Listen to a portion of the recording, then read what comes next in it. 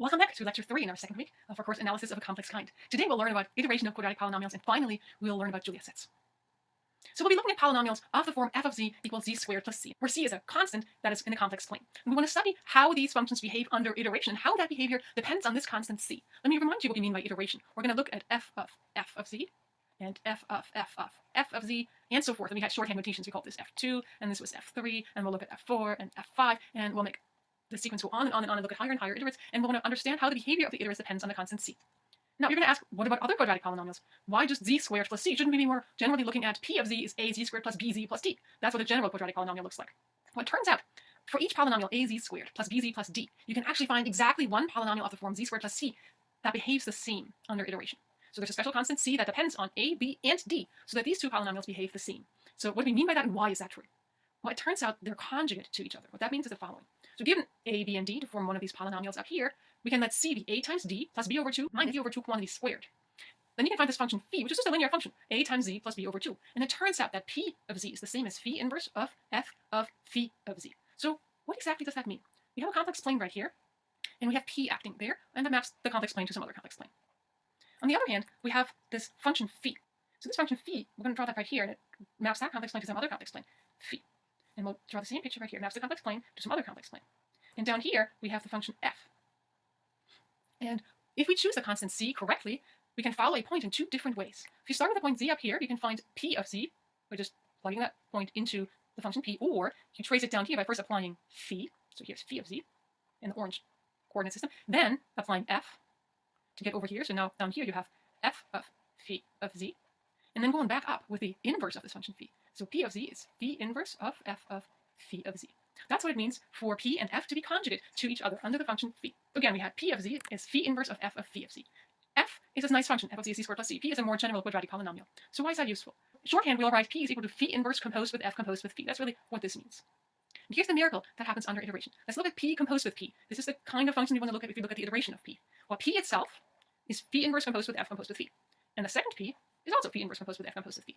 And what you'll notice what happens, there's a phi from the first function, and then there's a phi inverse from the second function. They clash right into each other, but a function and its inverse under composition, they cancel each other out. So you can get rid of these two middle terms, and this simplifies to phi inverse composed with f composed with phi. So in other words, the second iterative p can be found by taking the second iterative f and conjugating it with phi. Similarly, the third iterative p is the third iterative f conjugated by phi, and so forth. But if we wanted to understand behavior under iteration of p, we might just as well understand behavior under iteration of f, and then just conjugate that to get back to p. And therefore, it suffices to study iteration of quadratic polynomials of this more simpler form z squared plus c. The Julia set is named after the French mathematician Gaston Julia, who lived 1893 to 1978, and it is defined to be the set of all those points z in the complex plane for which the behavior of the iterates is chaotic in the neighborhood. We'll have to define what that means. So for a fixed c, and look at the function f of z is z squared plus c, we need to find all those z's that we can plug into this function so that the iterates behave chaotically, and we'll define what that means. The Fatou set of this function is named after the French mathematician Pierre Fatou, who lived 1878 to 1929, and it is the set of all those z for which the iterates behave normally in a neighborhood. These two sets are kind of opposites of each other. The Julia set is the set where the iterates behave chaotically, the Fatou set is the set where things are pretty normal. What does that mean?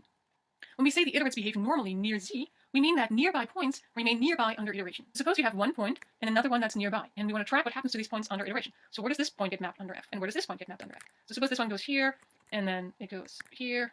You keep applying f, so maybe next time it goes here, and then maybe this next time it goes there, and so forth. Now, the iterates behaving normally means that a point that used to be nearby kind of remains nearby. So when you track this point under iteration, it doesn't behave very differently from the pink point. Their orbits stay nearby under iteration. As the pink orbit moves up there, the green one kind of follows along. They can vary a little bit, but they're kind of staying nearby to each other. That's what it means to behave normally. On the other hand, behaving chaotically near a point means you start somewhere, and you can find points nearby, like one here, and maybe one over here, that do completely different things from each other. So that one goes there, and this one goes over here.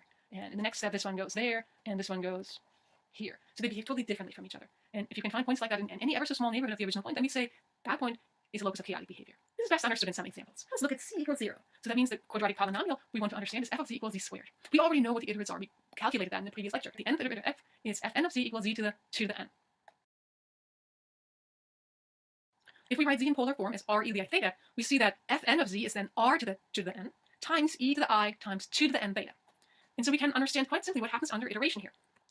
If z is less than 1, then the absolute value of fn of z, which is just r to the 2 to the n, and if r is less than 1, r to the 2 to the n is a sequence of complex numbers that converges to 0 as n goes to infinity. And so by one of our facts about convergence of complex numbers, this implies that fn of z goes to 0 as n goes to infinity. So if you draw the circle of radius 1, if you were to pick a point inside the circle, under iteration, it might move around but eventually it's going to hone in on the origin. It's going to get closer and closer to the origin. So it's going to spiral its way toward the origin. And that is true for any point that you start with. So if you start with this point, it'll also eventually get closer and closer to the origin. On the other hand, if z is greater than 1, so if you have a point out here, then fn of z, which is z to the 2 to the n, and z is now a number bigger than 1. If you raise a number bigger than 1 to higher and higher powers, that number goes off to infinity. And so we say that fn of z goes to infinity as n goes to infinity. This might be happening like this, but the radius gets larger and larger, and eventually we're going off to infinity. Finally, if the norm of z is equal to 1, so if you start with a point that lies on the unit circle, like this one right there, then z is just of the form e to the I theta, because r is equal to 1. And n of z is e to the I 2 to the n theta. And so the norm of n of z is 1 for all n. So it's just going to rotate around and around depending on what the value of n and theta is. So it's just going to keep going around here and stay on that circle of radius 1. However, what happens to nearby points? We notice that in any little disk around a point of norm 1, there are points w whose norm is bigger than 1, and so for which the iterates go off to infinity, and other points w whose absolute value is less than 1, and for which the iterates go to 0. Let me draw a picture to make this entirely clear. Here's that circle of radius 1, and let's pick a point on that circle. And any small neighborhood around that point contains points inside, and those points will want to go to 0, and it contains points outside, and those points go off to infinity under iteration. And so even very nearby points behave very differently under iteration. The ones inside go to 0, the ones outside go off to infinity. Therefore, we say the unit circle, so the orange line, the circle of radius 1, is the locus of chaotic behavior for the iteration of this function. Whereas those z's whose absolute value is bigger than 1, where the iterates are attracted to infinity, and those z's where the absolute value of z is less than 1, where the iterates are attracted to 0, form the locus of normal behavior. Because no matter where you are, you can find points nearby that behave the same. They also go off to infinity and they walk off to infinity together, or inside here, they both go to 0 together. So we write the Julia set is the set of all z whose absolute value is equal to 1, and the Fatou set is all those z's whose absolute value is bigger 1, union all those z's whose absolute value is less than 1. More generally now, let's look at f of z equals z squared plus c.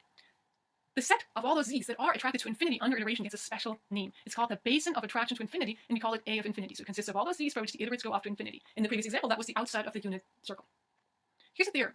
This set A of infinity, the basin of attraction to infinity, is an open, connected, and unbounded set. It is a part of the Fatou set of F. The Julia set coincides with the boundary of this basin of attraction to infinity, and that boundary is a closed and bounded subset of C. What did that theorem just tell us? It said the Julia set is a closed and a bounded set. The Fatou set is open and unbounded and contains the set A of infinity. And it's also true that the Julia set and the Fatou set have absolutely nothing in common with each other, and both sets are completely invariant under F. That means that when you take a point in the Julia set and map with F, it remains in the Julia set, and when you take a point in the Fatou set and map with F, it remains in the Fatou set. Let's look at another example. Let's look at f of z equals z squared minus 2. It's pretty hard to calculate and understand the iterates of this function. Let's just get started. If you try to calculate f of z, it already gets pretty complicated. That is f of z squared minus 2, and the function f takes whatever argument you stick in there and squares it, and then subtracts 2. So it gets really complicated rather quickly. It's going to be hard to understand the iterates by looking at them this way. But there's a trick. We can conjugate again. We're going to conjugate f with the function phi of w given by w plus 1 over w. So let's try to understand what that does. Phi maps the outside of the unit disk to c minus the closed interval from -2 to 2. Let's draw a picture. Here's the unit disk. And this function phi, which takes a point and adds to it its reciprocal, we claim takes the outside of this unit disk and maps it to the whole complex plane, the only exception being the interval from -2 to 2. So this is the only excluded part. So it maps it to everywhere but this interval from -2 to 2. How is that useful? We want to conjugate f with this function. So we want to look at phi inverse composed with f composed with phi. So let's draw another picture. Here's again the outside of the unit circle. And that can be mapped with phi to the outside of this interval from -2 to 2. Now it turns out the function f maps the outside of the interval from -2 to 2 to the outside of the interval from -2 to 2. You can check this quite easily. If you plug in some real numbers, for example, then you see that the interval from -2 to 2 is mapped to itself under the function x squared minus 2. For example, if you plug in 2, you get 4 minus 2, which is 2. If you plug in -2, you also get 2. If you plug in 0, you get -2. So you get a pretty quick idea that this function maps the interval from -2 to 2 to the interval from -2 to 2, everything that's not in that interval to everything that's not in the interval. So if you apply the function f here, it maps it to the outside of that interval again. Now that means once we applied phi here, we can then apply phi inverse. Phi maps the outside of the unit circle to the outside of the interval. If we apply f, we're still on the outside of the interval, so we are allowed to apply phi inverse and get back to the outside of the unit circle. If we follow a point out here, under phi, that point might get mapped over here. Under f, it might end up over here, and under phi inverse, maybe over here. And we can then also look at the shortcut. So what did this point really do? How did this point move? By going with phi, with f, and then with phi inverse. This function over here is the function phi inverse composed with f, composed with phi. And it turns out that function is much easier to look at than the function f. Let's see what that function is. F of z was z squared minus 2, phi was the function w plus 1 over w, and we were trying to understand what is phi inverse of f of phi of w. We'll calculate it. Here is f of phi of w, so we'll start by just calculating this inside part, f of phi of w. Well, we take the function f, and we stick phi of w in for z. So that's phi of w quantity squared minus 2. But phi of w is w plus 1 over w, so we end up with w plus 1 over w quantity squared minus 2. Let's multiply through. This gives us w squared plus 1 over w squared plus 2 times w times 1 over w, and there's the minus 2. We notice that 2 times w times 1 over w, the w's cancel out. So this is a 2, and there's another 2, so this whole term goes away. So we are left with w squared plus 1 over w squared. which is actually phi of w squared. So f of phi of w equals phi of w squared, and that means we can just bring this phi to the other side of the equation. Phi inverse of f of phi of w is w squared. This function that we're interested in, the shortcut, it's a real shortcut. It's the function w squared, which we already understand. Let me draw that picture for you again. We understood that the outside of the unit circle gets snapped onto the function phi to the outside of the interval from -2 to 2. F takes the outside of the interval from -2 to 2 and maps it to the outside of the interval from -2 to 2. We would like to understand how exactly it does that and what it does under iteration. Phi inverse still maps the outside of the interval from -2 to 2 to the outside of the unit circle. And we were looking at the shortcut over here, and that shortcut is the function g of w is equal to w squared. If you start with a point w out here and trace it through, here's phi of w, then down here somewhere is f of phi of w, and then back here, this point becomes phi inverse of f of phi of w, and we just showed that it's the same thing as simply saying w squared. So when we conjugate the function f that we want to understand with this function phi, we end up with the function g of w equals w squared, which we already understand under iteration. So here's our situation. F of z is z squared minus 2. Phi is this function w plus 1 over w, and we just calculated that phi inverse of f of phi of w is just w squared. Or if you wanted to solve that for f, we bring the two phi's onto the other side of the equation. So bring the phi inverse here, and bring that over here, then you get that phi of g of phi inverse of z is f of z, and g is that function, w squared.